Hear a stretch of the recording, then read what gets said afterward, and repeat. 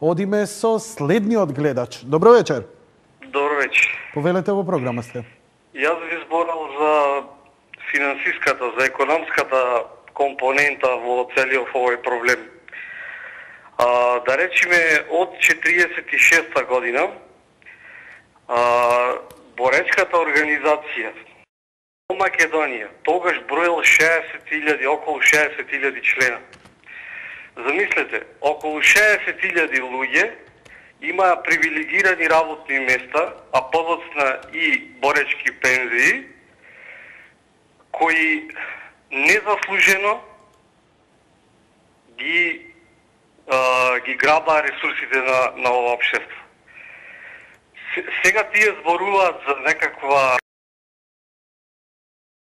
Јутоа, кога ќе се израчуна колку тие пари незаслужено зедоа на грбот на работниците, на земјоделците, тоа е огромен грабеж.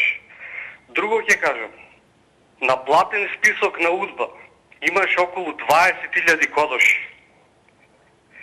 Колкави беа нивните плати, во какви одморалишта летува, во какви станови. И на крајот на криштата, ќе го спомнам и Ченто. Кавгата меѓу Ченто и Тито беше за пари. Значи, првите југословенски девизи кои се заработија беа од извозот на македонски тутун. Ченто бараше тие пари да се вложат во Македонија. Меѓутоа, Белград тоа не го дозволи. А како и денес, политичари на джойстик, на дугме, активирани, буквално го ликвидираа Ченто и сите кои беа на таа линија. Добро ти е ова, знаеш, уште поголема трагедија. Кога иде, знаеш, кога мислиш дека е све идеологија, само следи ја трагата на парите и све ќе ти стане јасно. Добро, добра поента. И најголемата трагедија што ни се случи колективно,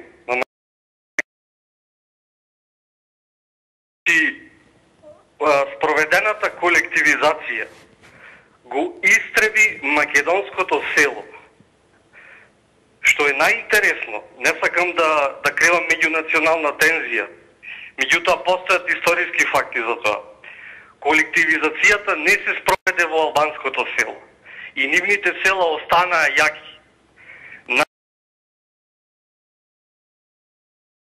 Домакинот, работникот беа уништени. Токму така, ти благодарам за јавувањето многу. И ги пикаа по фабрики да живеат во згради како бројлери. Албанските семејства, луѓе кои не ги примија и не ги не им ја направија таа миграција да влегуваат во администрацијата и сето тоа, останаа јаки на село, земјоделие, куќи, семејства, многудетно семејство. Затоа и сите сме ние слаби. Зошто не имаат они таков еден брадерхуд на цврстина меѓу себе, а ние разделени?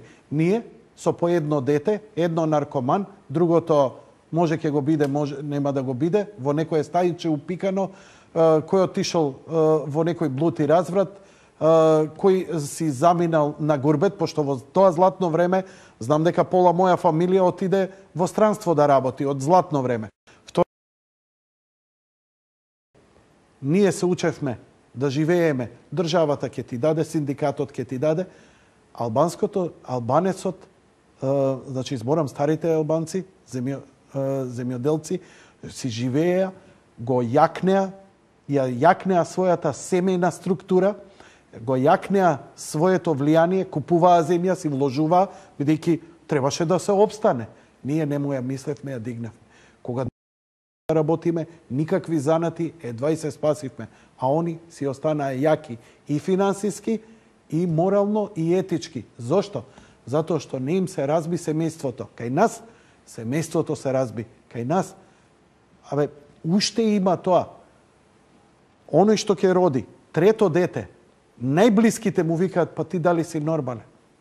Луѓе во црква лично ми збореле кога млад пар на 17 години во врска и дека се даваат збор дека ќе се венчаат. Пола црква вика, дали сте нормални? Кај нив веќе зурли и тапани има, се слави. На 18 години он формира семејство. И каква поддршка има.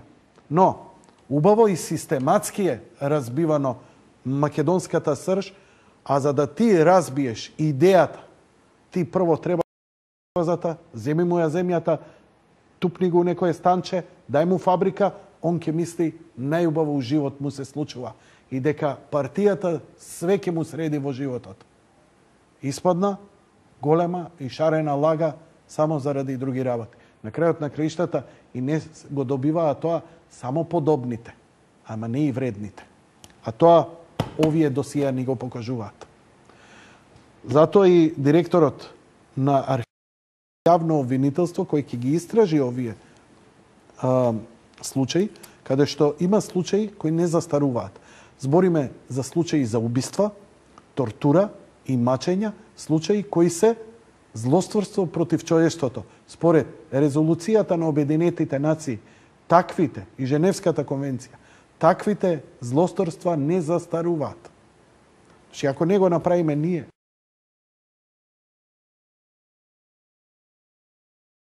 дали ова точен документ, точен е, зошто не се постапи по него? Крај на приказната.